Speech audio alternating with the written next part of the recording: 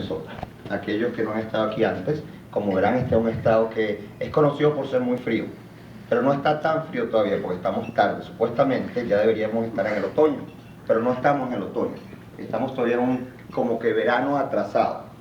Como les decía Erin antes, yo soy David Albornoz, yo tengo una empresa de consultoría en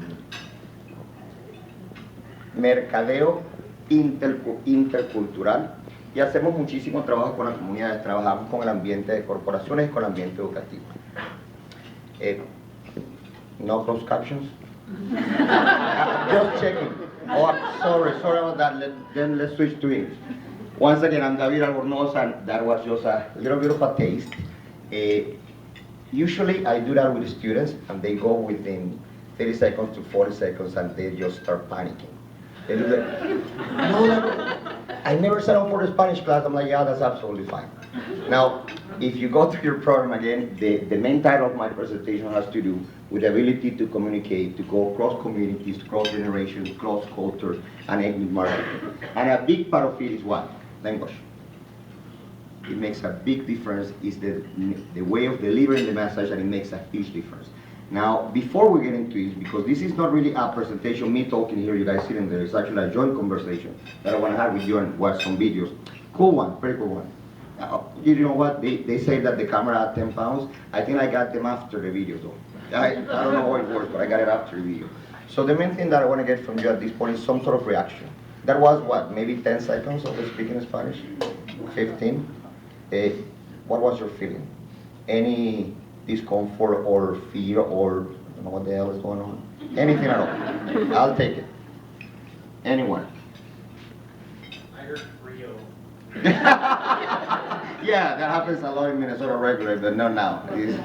Like, this is kind of misleading. If you go through the program, it says like, welcome to the autumn leaves. Really? Where? You got none yet. This is madness. We are in a late summer spell. That's what I call it. Let's see how long it takes. Anything else? What else? Did you, if I kept going, what would you have done? If I kept going on in Spanish, no subtitles, no simultaneous translation, not at all. Checked out. Huh? Really checked out. There you go. That will be one of the reactions. And that's what happens many times. Now put yourself in the other situation. Let's see if you're reaching to an audience that is a growing audience right now.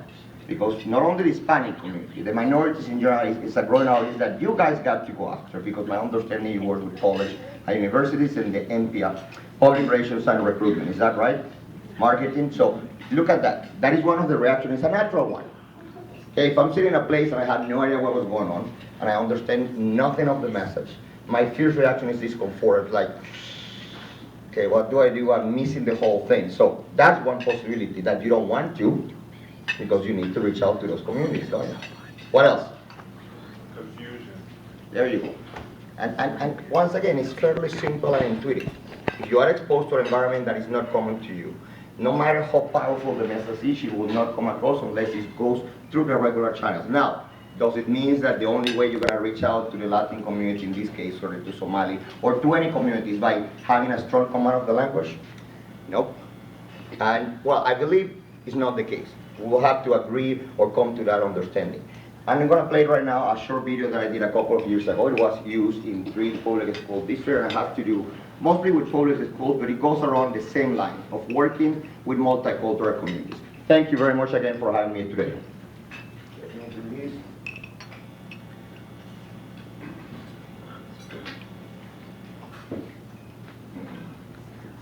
Sound? Erin, do I need to do anything with the sound? Hold on. Heather, can I have you take this over?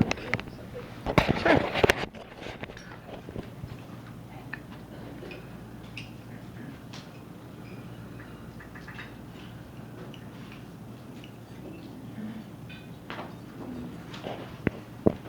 Oh wow, there you go.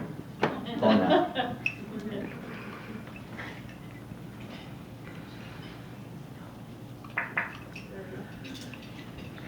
In another country, desperately working to build relationships, learn the customs, master the language, and simply put it, fit in. You're there to make a much better life for your family. Do you think customer service would matter to you? You bet it would. Put yourself in the situation that today you have to leave your country in search of new opportunities. To a country that you don't know, have never been before, obviously, that most likely you don't command the language, and that you are on the edges of society, at least for a first generation. These countries see a lot of immigrants, but the first generation is always the one to arrive, to open the land, the spearhead of the movement, so they're going to have a harder time. So picture yourself in that situation, and then you got your answer. Is that an intimidating situation? Absolutely. It's challenging, it's scary, even for myself, it's hard to understand. It's a whole new system. But here's one thing that every immigrant community will do. They will send their kids to school because they know, and we know, that that's the only way to achieve full integration. And full integration is not to the benefit of the immigrants. It's to the benefit for the community at large. The better, the sooner we do this, the better we are as a community, as a whole. So obviously, when you get to a new country, having to deal with an educational system such as the American ones, which by addition is fairly complicated to understand, it's very intimidating. Now, when it comes to customer service in that scenario, you've got to be aware also that the people doing or providing the customer service need to understand that this is not a protocol. This is not something like, oh, I want to do it because I want to be nice. This is no longer a matter of choice, it's a matter of survival.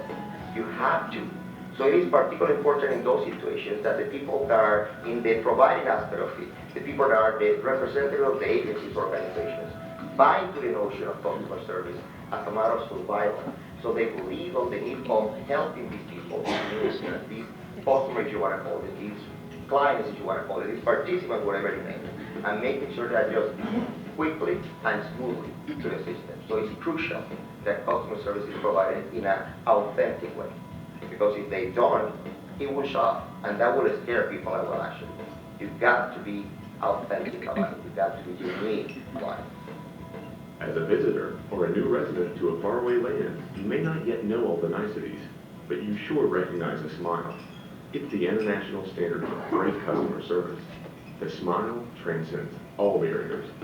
Customers from other cultures, they care about respect and direct service, giving them the answer and not beating around the bush, giving them an opportunity to be heard, fully heard, and giving them the knowledge that their concerns are being addressed. You take the time to prepare to deal with it, to get the people at the first step buying into the idea. That when I get to your school, even if you don't speak a word of Spanish, Somali, or Hmong, you smile. You're willing to help. You try to communicate. That will do wonders. Well, I think that it all starts with that first experience at the door. That you're walking into a welcoming environment where people are asking you if they can help you, not necessarily why are you here, but what can I do in order to help you. Is one of the first steps that all cultures, I believe, are seeking in a school.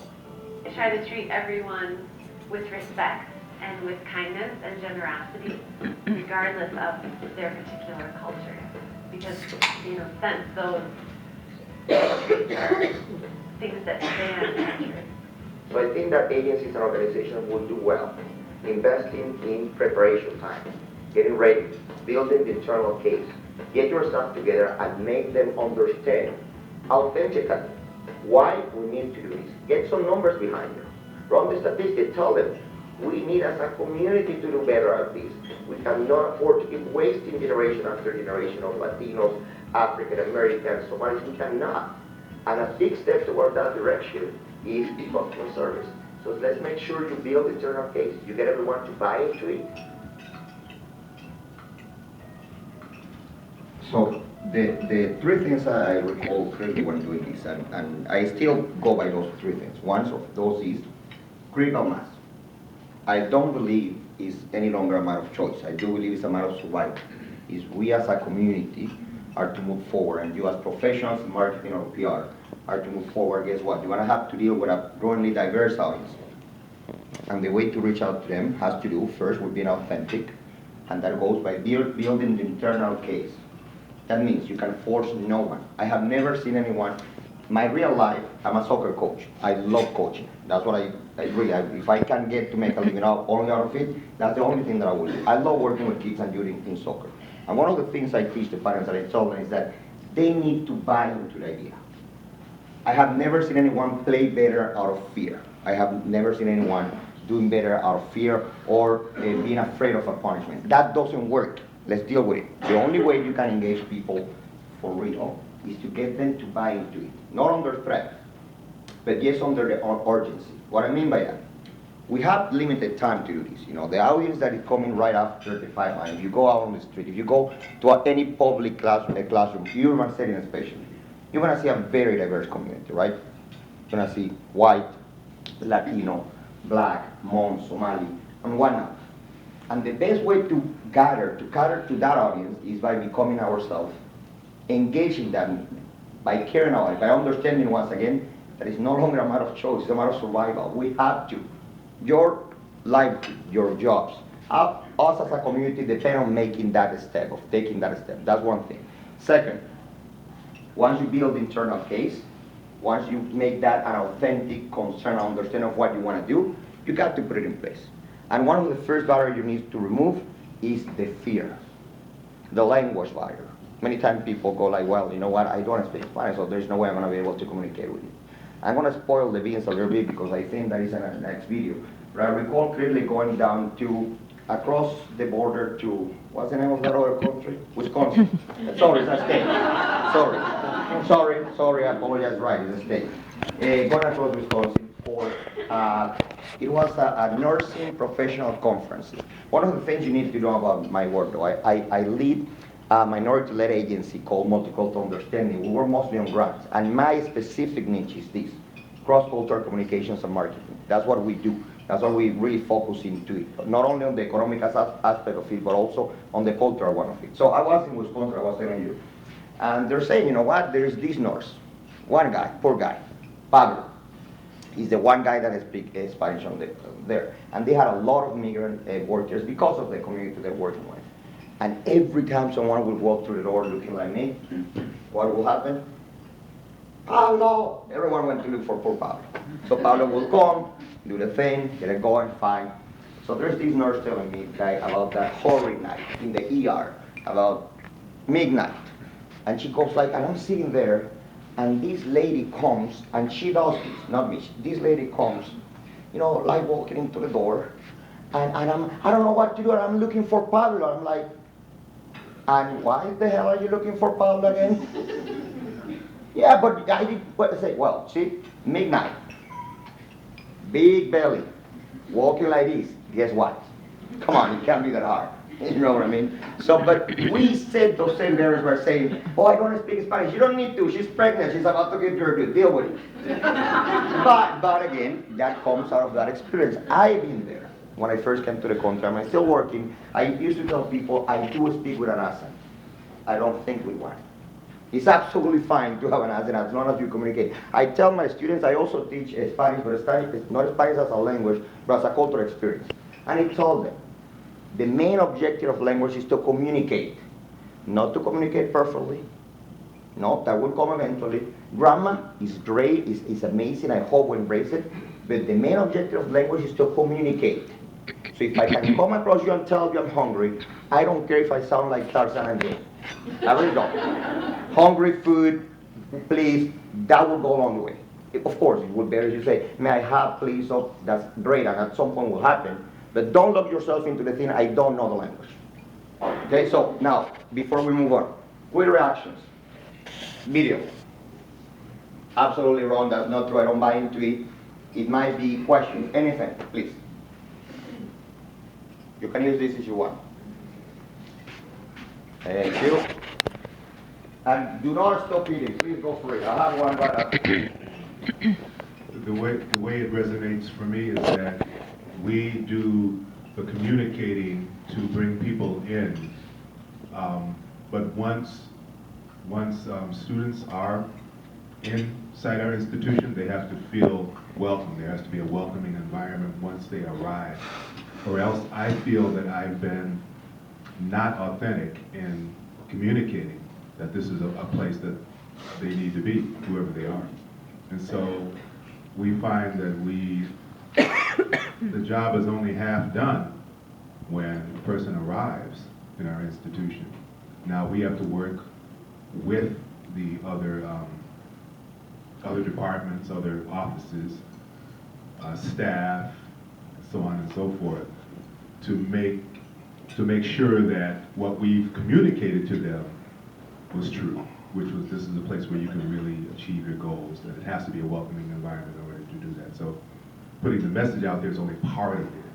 That welcoming environment is a very important part as well. Nothing, no, I don't need the So that's what I microphone. got when I was watching that. Thank you. video. Nothing stirs people away faster, and you notice that feeling cheated, that feeling misled. Nothing works better to keeping people away than that. You feel they're being taken advantage of, or they're being treated like, oh, welcome to Taco Tuesdays. I'm like, really? That's your best? That doesn't work. So the gimmicks, marketing is great when it's done authentically. You need to build internal case, and then you can convey the authentic idea of you caring for them. They will come and they will stay, regardless of their limitations. Oh, we don't have, my whole staff doesn't speak Spanish. So what? That's why we're in America, otherwise we'll stay back there. That's absolutely fine, that is part of the deal. But we do expect you to try to help, to smile, to do whatever it takes to, to make it a better experience. Do not be misled. We're not expecting, and no community is expecting to be say yes to everything you ask. No, but you at least need to get another answer, and that should be absolutely fine. That should be a given. One more thing: beware of Google Translation.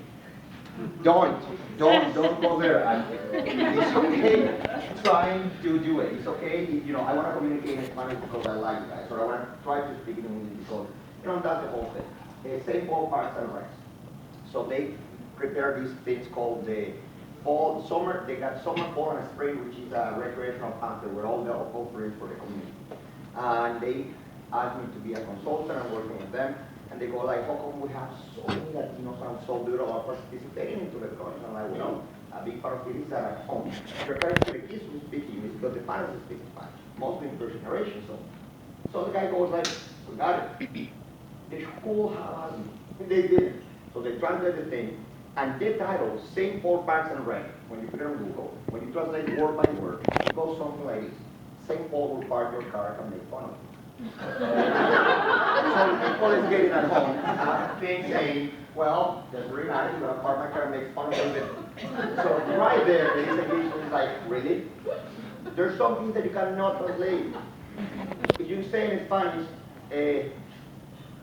you are out of your head, Henry. We got a Spanish speaker. Yes. If you say in Spanish, you're out of your head. Tú estás fuera de tu cabeza. You know what you're saying?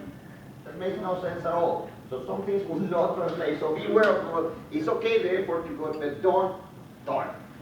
Find someone, check the thing, make sure that it's relevant, and I see. Let's watch the next video.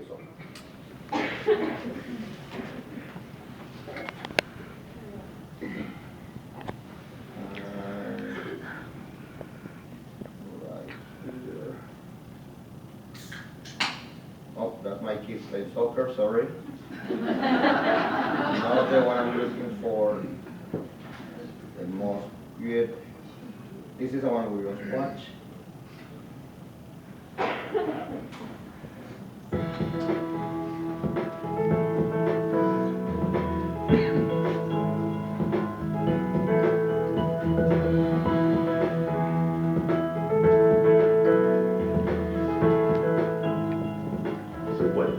Of advice would our experts like to offer for working with customers from different cultures? But because cultural factors are among us, I mean, they affect how we do things. They affect how people live their lives, and for us to not consider them, not considering a large part of who a person is within the society. Customer service underlies the ability to make relationships within families. And one thing we know is that family involvement and family activity greatly contributes to the success of the students and academic achievement and overall of the school. So if customer service is the means in which you can build relationships, customer service is pivotal in creating quality relationships so that we can be successful. It's a partnership. And I need to learn what their custom and their culture was like so that I have a better idea of what their expectations are and that they know, and we have a very good communication about, well, what's different from there to here, and how can we make sure your student succeeds here. when we create a relationship with customer service, we are giving them something to talk about with other people. It's a word of mouth, and how they feel about us impacts how their friends and their neighbors feel about us at school. I got invited to do cultural awareness training in one town in Wisconsin, across the border. Okay. The setting is a hospital. It's actually an ER, and this is a migrant community. They come and go. So this very nice lady, say, "Oh, David, I had this very hard time." Like, yeah, what was it? One night I was on park, and Maria was not around. Maria was the only Spanish-speaking person. Maria became Pablo. See, first lady from kids. So one night, like at 2 in the morning, I'm right there by myself, and this lady walks in, and I know she's speaking Spanish because she looks Latina. I start calling Maria, Maria, I don't know what to do. And I say, okay, describe me the situation. Well, she was pregnant, like very pregnant. Okay? And I'm like, okay, here's the thing. So you're telling me she was very pregnant and in an ER at 2 in the morning. What Spanish do you need? What Spanish do you need? Everyone knows what's going on. But when people get stuck in, I don't speak the language, I don't have the skills. So I'm going to prevent from engaging. Run. Rely on your attitude. Go free. You will come across happily. The baby was delivered, everything was fine. But I don't think any Spanish was needed to know that this lady was about to give birth. Now you see how Maria became Pablo at midnight 2 in the morning. That's crazy what time does to memories. I will swear by it I was Pablo, but well, anyway. So that was going back to the same point, the same point, when it comes to one of the things when Erin, because of Henry, Erin reached out to me and she invited me to the conference. I asked her, what's the audience? So I thought quite a bit about what I was going to face or to deal with. And I was like, if I'm working with students, there is a lot that I can teach in this or that, if I'm working with this. But if I come here today to tell you guys how to do your PR and the 5 principles of marketing and the 3 strategies of PR, you're going to go like, really? You went to course for that. I haven't. Okay, that's a whole different thing. I have learned on the field. My background actually is a PhD in education and my MBA in management, but marketing, it was just sideshow that became a big part of what I do because of this environment. But the one thing I can help, I believe, the one thing that I have the background that you might not have it, and I'm not making assumptions, you have to do with this. We're working across communities. So we're building that lasting connection with the audiences that you want to reach out. You know that a loyal customer, a happy customer is a customer for life. Let me see if I can translate that. My dad used to say, don't kill the cow, milk it. That makes sense? And that kind of thing, like you can, don't kill the hen, enjoy the eggs. You can build a lasting relationship with your audience by being authentic, by being welcoming. And once again, don't stop yourself in the limitation of I speak or don't speak the language. Any reactions to that second video? Erin, how are we doing on time? Doing great. Thank you. I like it. She'll kick me out. I know. What people? A reaction to that. I think what it kind of shows is that that people actually have more in common than even the differences. So, in our setting, it's, people going to school because they want to get an education and a better life. And, and if it's a parent putting their high school student through school, the parents want the same for their children. They want them to go to college. They want them to get a better degree. And I just think that, being able to communicate with those parents, and who may not, speak the language, but it's still the same goal. And most of the students probably speak both. They probably speak Spanish and English, or the Spanglish, or but for the parents, I think as long as we understand that the goal is the same, hey, treat them the same way, but you have to be able to communicate. And I think people need to put more value on the people that work at institutions that speak the language. That's just my 2 cents too. So like the Pablo, maybe we need more people that can communicate. So like kind of what Jeff was saying, okay, you have the marketing materials to get people in, okay, the handoff now what? Do we have the people there to support them? Brilliant. And I love that reflection because, okay. I love that reflection. It goes also, as I said before, I try to rely strongly on emotional learning. That's what I did, the speaking experience at the beginning of the lesson, just to get you engaged for a little bit, either through shock or reaction or empathy. There are many ways you can engage audiences, and that is one thing that I have studied deeply. And I try to relate always to my personal experiences. I came to the States 12 years ago on a scholarship, and I went to Harvard University. And don't ask me why I chose Minnesota, I still wonder. I love it now, I got my family here and whatnot. I know why, they got me here in the fall. Beautiful. Then I came back in January, I'm like, hell, I have no idea where it was. Well, especially coming from Venezuela, that's where I'm from, which is not in Mexico. I know you guys don't know, but I've been faced with that many times. Where are you from? Venezuela? I live in Cancun. I'm like, good for you. I don't know, you got no idea how many times, and you speak Mexican. I'm like, wow. All to tell you that that is not, but that's fine. Do you speak Texas? What about Minnesota? Well, sorry, that sideline, I tend to do that a lot, so I got to keep myself on track. So I come to the States, to Harvard University. At the time, they had no support for international students or whatnot. My first Thanksgiving was oat and ramen. That was my first Thanksgiving. Because what happened in Thanksgiving, guys, any one of you that goes to college? Is the dining room open? No. Guess what? The students that have nowhere to go. Everyone like, oh, I'm sick. Like, so good thing Super America was nearby. That was my first experience. So going back to the thing, it's not enough to have them at the door. Then you have to have in place the system to take care of them. You got to offer a system that will actually keep them going to college. And one thing you said that I think was brilliant. There's way more what we have in common than what set us apart. We all want the same main things. The pursuit of happiness. The pursuit of happiness, yeah, that sounds good. That's a movie. Well, there you go. But that's the whole point. That goes, and especially for immigrant communities, for international communities, for diverse audiences, that goes through what? Education. You got to go to college. That's the goal. That's the way. I think Obama was the one who said it's proven. It's been a fact for a generation after generation of Americans that gone to college will make a better living. Right? So that's the aim for most of us. Let's move on. Sorry. This will be the last video. There.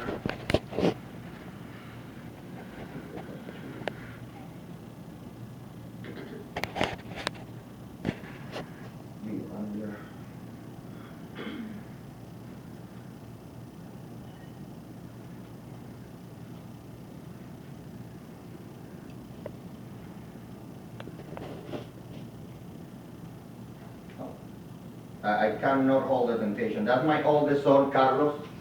This is not. that's my oldest kid, Carlos, and I doing a rendition of Journey. I don't know why it's among the most viewed videos. It makes no sense. Wow.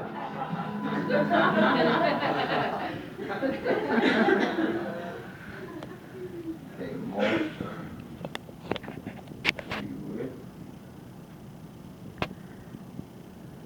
There you are.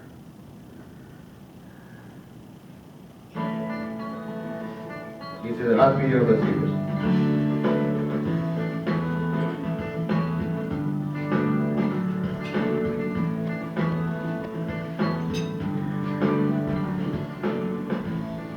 In providing customer service to our friends from other cultures, it is important that we know what to do and what not to do. Our experts have come up with a few helpful reminders. It's important to consider cultural factors when serving our customers for many reasons. We've all heard the old adage of before you criticize another, make sure you walk a mile in their shoes. Well, I think it's important to acknowledge that we may not know exactly what it is like to live in their circumstance. So the main thing that you have to avoid, in my honest experience, is assumptions. You have to make sure that you control for your own biases. It's not realistic to believe that we have no biases or that we're colorblind. No, we're not. The moment you see someone, your brain is designed to make some assumptions, and that is okay. Now, human beings will have the ability to control for those assumptions. Once you get to control for those assumptions and avoid those getting in the way of your communication, you are way into the right direction and you're way into doing the right things. It's not realistic to assume that you don't want to have perceptions of other people. Most of the time, those are invisible to you. Most of the time, those will be invisible to you. So you have to do a very intentional effort to control for those. So ask yourself this question. What are my experiences with this community? What I have learned from my parents? What I have lived throughout my life? How do I look at them? Remember what you asked me about, what is the one thing that you need to do better at this? One thing, two? Okay, let's get a little bit into specifics. You get to work with, let's use this town, St. Paul, Minneapolis, the Twin Cities. David, we want to work with the Latino community. And this is a very broad term, because Latinos are people that come from Colombia, Venezuela, Mexico, Ecuador, so you don't really have one thing fits all. You say, okay, the way that we want to do this is this. We want to celebrate Cinco de Mayo. We want to invite everyone. Well, that might work in South Minneapolis. Great. But if you go with the same sales pitch to North Minneapolis, and you get into the Ecuadorian community and you tell them, let's celebrate your independence, that is wrong. That was a wrong assumption. You have to ask them, what is that you need? What is that you like? And learn some about you. What do you enjoy? And then move into that direction. Well, customer service is, is the key for the organization. If folks think that you have terrible customer service, they're not going to come to you. And we're in the business of having people come to us, whether it's students and having students come to the district and feel comfortable, whether it's parents being comfortable to come to the district to ask questions about their students, or whether it's other individuals coming into the district just to see how we're doing things. This is just the key of what we do, and if we're not doing it in a respectful, customer service-oriented manner, we lose all of that, and we kind of lose who we are. You need to make sure that you are reaching out to your families and that they feel welcome to come in all the time. Not just to look at their student. If they're not working on a day and they want to come in and you want them to come in, sit with the group, read with the group, read in English, read in Spanish. There's so many ways that you can build and fortify those relationships. You need to meet the parents with where they are, find the pieces that you have in common, and build upon that. Again, moving forward with a positive notion that we all are here to support their children and improve it. Some of my fellow consultants are going to hate me for this, but there is no magic recipe. There is no one-size-fits-all when it comes to this. Every agency or organization have to take the time to make a community assessment. And then say, well, you know what, here's the community we're dealing with, this is what we need to do. So going back to your question, the most important thing that a representative, an agency, or an organization can do is wanting to serve these people. That's it. And to do that, you need to have some philosophical alignment. You need to understand why you need to welcome these people. And then we go back to survival need.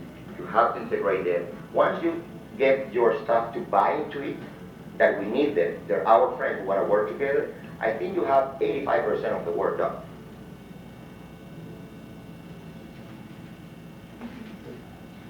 So that final reflection, I think, goes along. One of the biggest downfalls of many strategies is they attempt to oversimplify. I do believe things are not accomplished that I would like. On the other hand, there is no such a thing as a one-size-fits-all. It doesn't exist. Don't expect it. It doesn't work. Every agency, every organization has to develop their very own assessment and build into it. You need to find a life within the community. You need to find your local consultants and whatnot. You need to reach out and see what you're dealing with. I call that Beyond Taco Tuesdays. Okay? I own a magazine. It's called Spanish, actually, just like you said. It's called Spanish magazine, and it's written in 2 languages.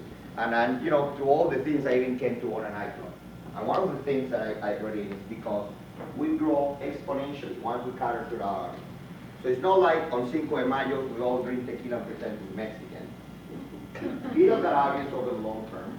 We have entertainment that will appeal to them. We have a welcoming setting. We have bartenders that will speak Spanish and whatnot. So we build a whole system that will, once you got there at the door, you will then welcome them. I believe that is a formula that works with any agency. As I said before, one size doesn't fit all, but the approach does work with every agency organization. You have to go after your audience. It's a big difference. If you go down to Miami and you try to celebrate Cinco de Mayo, you're going to have a hard time.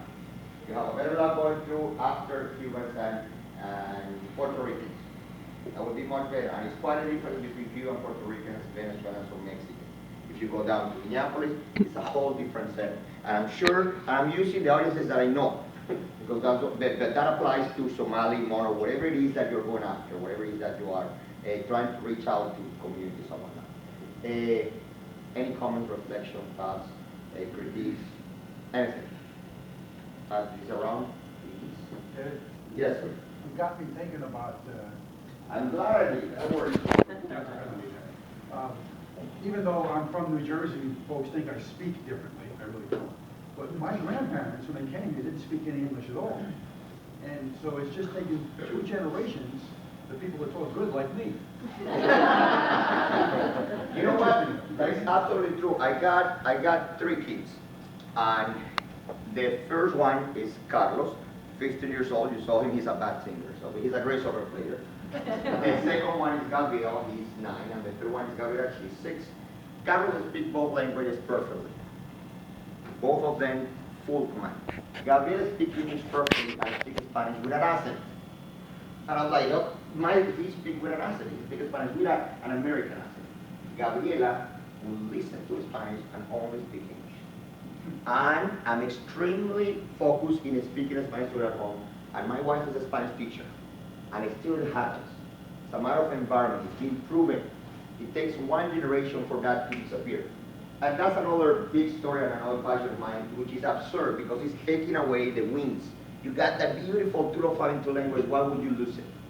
But some years ago, no longer, what was the name of that theory?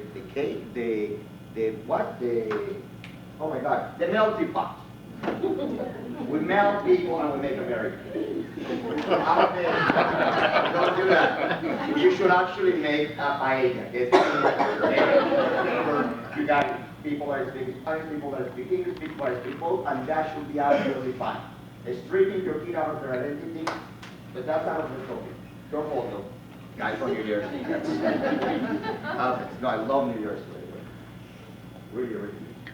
Anyway, I'm gonna, while we're here, I just wanna post, because I don't have business cards on me, but I do have my LinkedIn profile, so I'll share out there. So if anyone wanna reach out, talk, or whatever, whatnot, you can do it anytime. And this is, now that it's there, that's my, you don't look at it, but that's my son, my youngest one, Gabriel, at the US Cup. That was playing with a team from Brazil. Great times. Let's see if I find. I'll be right back. LinkedIn.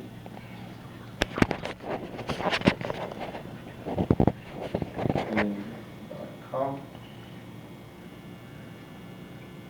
What want to find?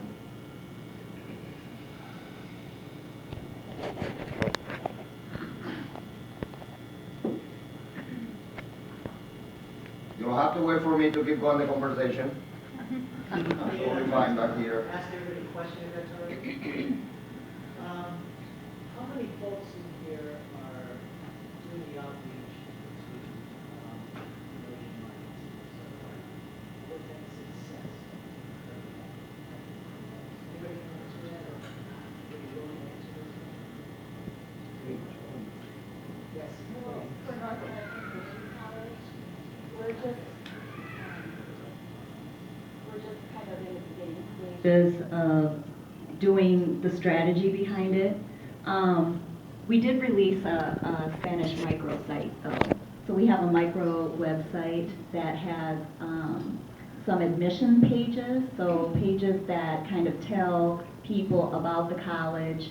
So we have that. But we're kind of in our strategic meetings right now to talk about, okay, what's the best practices that are out there.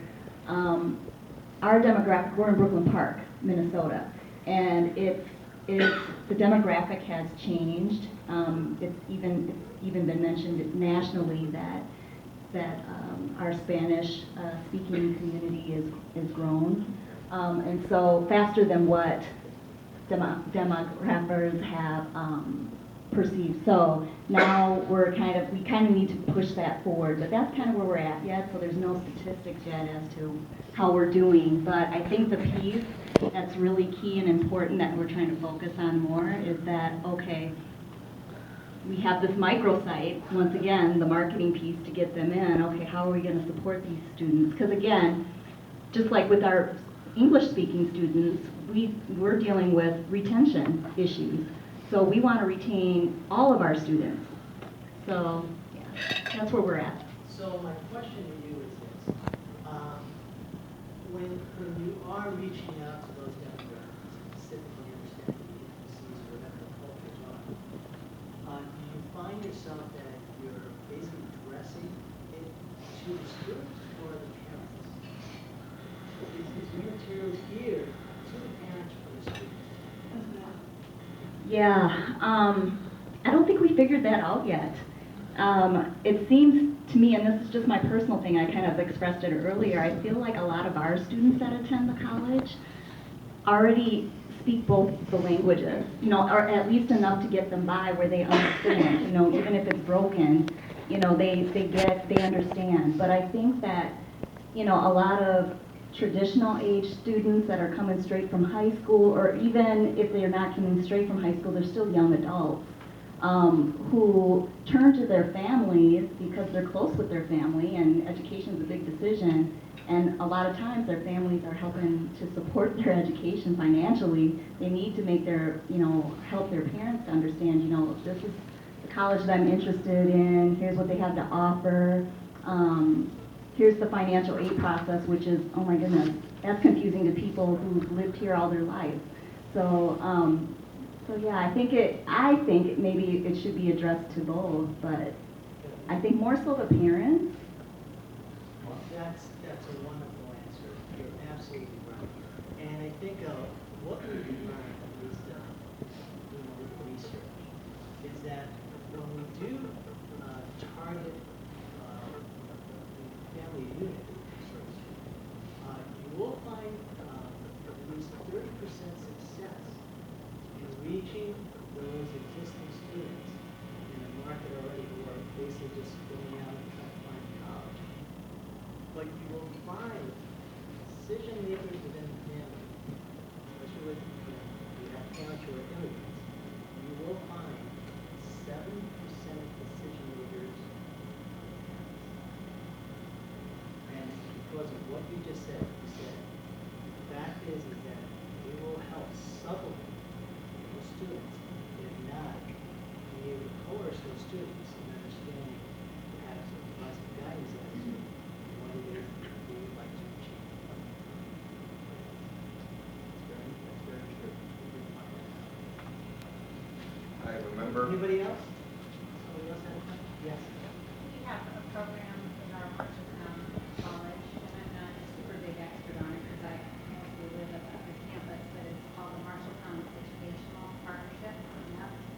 And it was a collaborative effort between some community leaders and Marshalltown High School and Marshalltown Community College. And so it's targeted specifically to, there's some very specific criteria, and I can't call all of them off the top of my head, but one of them is, I know you have to be a first generation college student. There's diversity in that program, but it's probably mostly Hispanic, Latino participants.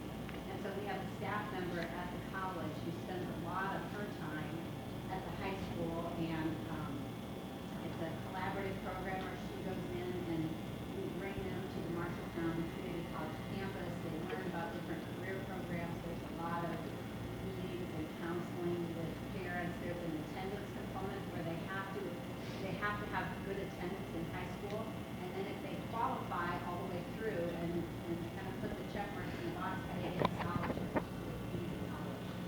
And Erin, and going back to that point, since, and that goes more to the PR aspect. Do not use elephant models to hand route. You don't do it all the way around. It doesn't work. I remember Best Buy, that was around 3 years ago when I was at La Escuelita. It was a non-profit focused on academic achievement for minorities. I was the executive director for a number of years. And they were complaining that they couldn't find bilingual staff. Entry level, do the job for, you know, kids and whatnot, entry level, but they were, you know, we can't find it. We have tried it. They're like, well, we got this spot here and we put it in the Pioneer Press, which is a local newspaper, their local newspaper, and start reading, I'm like, yeah, that's exactly what you're missing. You got to go to local newspapers, you have to go to the community, you got to let know the people who think, the people that you're going after. I don't care how big is the sign if we don't drive to it. If it can be huge, but if no one drives to your target audience, you're wasting it. It's much better to find, and then again, case by case. You got to find your community allies. People within your audience that is going to tell you, you know what, the posting at the market in the corner of the taco stand, that is their place. That's where everyone feels by and check what's going on. You need to find them where they are. And that goes obviously to the PR aspect of it. You got to brag in a sense of your achievement of the things that you do well. Because if the kids leave here from your college, when they get into the senior year, it's too late. It should have been sooner, the family have to be into it. And one thing that has to do, I will not have ventured, well, things is like, just as you said, more things in common than separate. That the college decision is never made by the student by itself. Especially because it's not paying for it, most of the time. So it's made by the family. So if you target the family, and you do it with PR, and you're able to showcase your achievements and your support of that community, you are obviously way more likely of not only having them come, but keeping them. Erin, I'm self-conscious when it comes to time. How are we doing on time? You're doing just fine. We're doing fine? Yep. Okay, you also go like this and I'll Will do. exit. You're doing fabulous. That on the screen is my contact info. That's on LinkedIn. If I can be of any assistance, of any help, please do let me know. As you can see, that's what I'm doing right now. I'm coaching at a local school. Love it. I travel back and forth between Florida and Minnesota. And I'm reachable, you know, it's fairly easy to get home. Right, Erin? It is. It wasn't that hard. No. Okay. Question, comments, critiques, anything. I'll keep speaking Spanish. Don't force me. I will.